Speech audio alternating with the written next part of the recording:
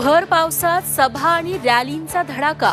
डोंबिवली पश्चिमेला उद्धव ठाकरेंचं पावसात भाषण, तर डोंबिवली पूर्वेमध्ये मुख्यमंत्री शिंदेंच्या रॅलीत पावसाची हजेरी।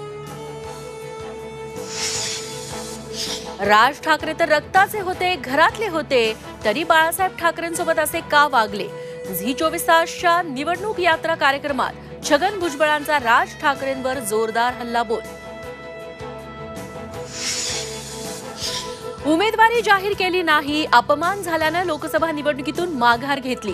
झी 24 तासच्या मुलाखतीत छगन भुजबळांची नाराजी, उद्धव ठाकरे शरद पवारांना सहानुभूती मिळत असल्याचा पुनरुच्चार। राज्यात मतदानाचा चौथा टप्पा संपल्यानंतर अजित पवार प्रचारातून गायब। दादा गेले कुठे? चर्चांना उधाण। अजितदादा आजारी, शरद पवारांची माहिती, तर थ्रोट इन्फेक्शन झाल्याचं पक्षाकडून स्पष्टीकरण।